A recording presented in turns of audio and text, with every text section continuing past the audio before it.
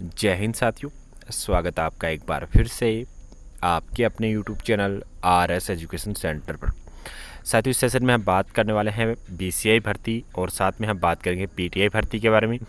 चर्चा के जो पॉइंट हमारे रहेंगे वो साथियों, सबसे पहले रहेगा हमारा BCI जो 610 कैंडिडेट हैं जिनका DV वगैरह सब काम हो चुके हैं, अंतिम परिणाम जारी होना बाकी है, तो उसके बारे में बात करेंगे। इसके साथ में इन BCI 610 का जो अंतिम परिणाम आएगा, इनकी ज्वाइनिंग को लेकर क्या कुछ चल रहा है शिक्षा निदेशालय में, उसके बारे में भी चर्चा करेंगे साथियों। जो प्रोसेस रहेगी आपकी उसके बारे में चर्चा करेंगे।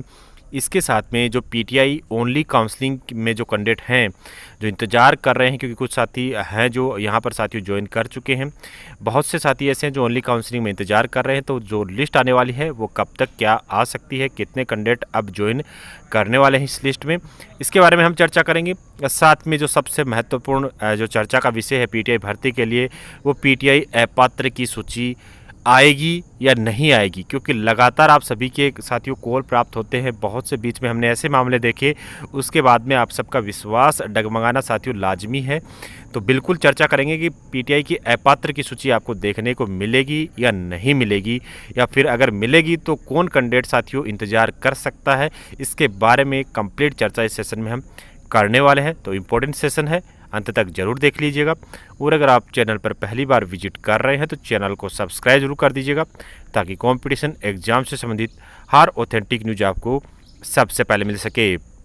तो साथियों, सबसे पहले हम बात कर लेते हैं कि BCI 610 कैंडिडेट जो DV वगैरह आपने करवा चुके हैं, इनका अंतिम परिणाम कब तक जारी होगा। तो साथियों, अब आपको देखिए इंतज़ार काफ़ी करवाया है, लेकिन अब आपका इंतज़ार ख़त्म होने वाला है, क्योंकि जो शिक्षक भर्ती के परिणाम है वो मैक्सिमम परिणाम यहाँ पर राजस्थान कर्मचारी चयन बोर्ड ने साथियों जारी कर दिए हैं। इसके बाद में BCI भर्ती का परिणाम सिर्फ बचता है, और BCI भर्ती का परिणाम आपको सितंबर अंत तक बिल्कुल देखने को मिल जाएगा। यानी BCI 610 जो भी कैंडिडेट हैं, इनको सितंबर से ज़्यादा अब इंतज़ार नहीं करना पड़ेगा। सितंबर के अंदर अंदर ही आपको अपना अंतिम परिणाम देखने को मिलेगा।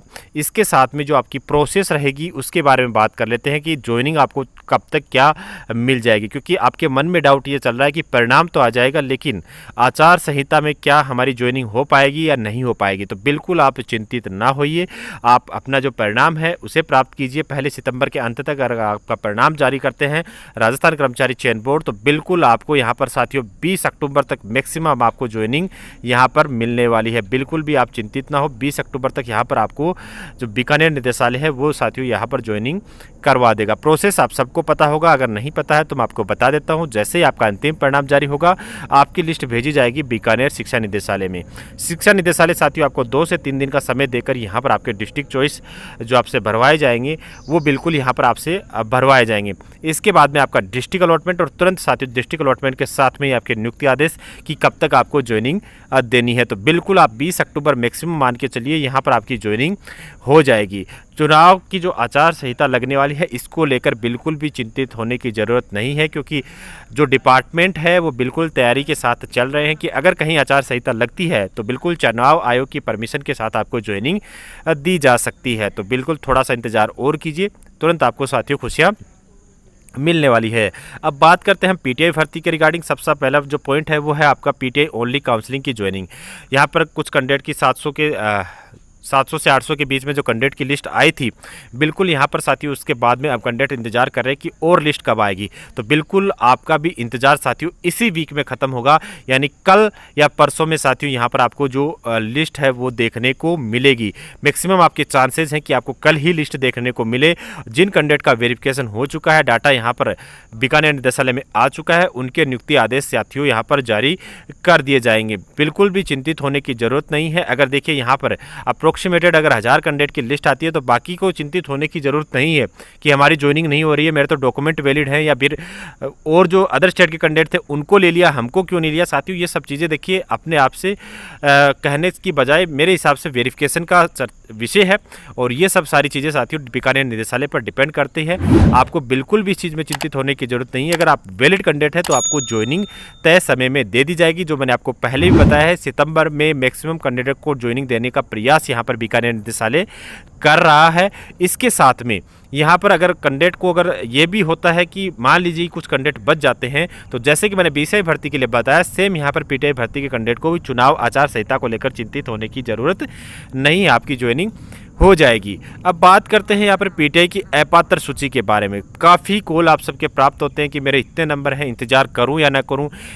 बीच में आपने सब ने वो साथियों वो पीडीएफ भी देखी होंगी जिसमें सब ने आपने कमेंट भी किया कि अगर ये सब हो रहा है तो हम कैसे वेरिफिकेशन पर विश्वास करें कि यहाँ पर अपात्र की सूची आएगी या नहीं आएगी।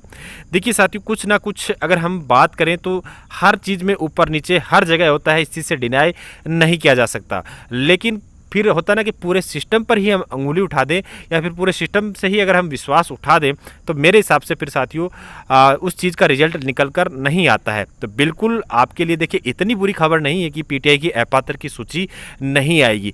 बीकानेर निदेशालय यहाँ पर साथियों 100% जो पीटीआई भर्ती है उसमें अपात्र की सूची जारी करेगा। और जो मैंने आइडिया आपको पहले बताया है साथियों, देखिए मिनिमम का आंकड़ा है वो पहले भी मैंने आपको बताया था कि मिनिमम का जो आंकड़ा है वो मैं आपको फिर बता रहा हूँ कि 150 प्लस या फिर 150 से 200 के बीच में कैंडिडेट आपको 100% मिलने वाले हैं, इसमें कोई डाउट मत रखिएगा। और जो कैंडिडेट यहाँ पर 220 प्लस हैं उनको देखिए यहाँ पर पीटीआई भर्ती में अभी भी चांसेज हैं। आप बिल्कुल भी निराश मत होइए। अगर छोटी मोटी चीज़ें आपने देखी हैं तो उन सबसे आपने माइंड में लेने की ज़रूरत नहीं है। बाकी आप सब सवाल आपका ये रहता है कि मैं आगे कुछ करूँ या ना करूँ। देखिए इससे कोई आपको मना नहीं कर सकता कि आपको आगे की स्टडी करनी चाहिए या फिर आगे का आप जो भी डिसाइड कर रहे हैं वो नहीं करना चाहिए। मैं आपको एक हल्का सा जो हिंट है वो बता सकता हूं कि आपका यहां पर 220 प्लस का जो नंबर वाला कैंडिडेट है उसका अभी भी चांसेज हैं, तो आप इंतजार कर सकते हैं। देखिए जो समय लगेगा, मैं हर कैंडिडेट को जो भी कॉल पर बात करता है उसको यही जवाब देता हूं कि जो समय लगेगा साथियों उसमें इंतजार आपको करना पड़ेगा। सूची आपको 100% मिलने वाली है। तो बिल्कुल ये तमाम जानकारियाँ इन दोनों भर्तियों से संबंधित, अगर आपको जानकारी अच्छी लगी हो तो लाइक कर दीजिएगा, जुड़े रहिएगा हमारे साथ ताकि और तमाम जानकारी आपको इन दोनों भर्तियों से संबंधित मिलती रहे। मिलते अगले सेशन में, तब तक के लिए धन्यवाद। जय हिंद।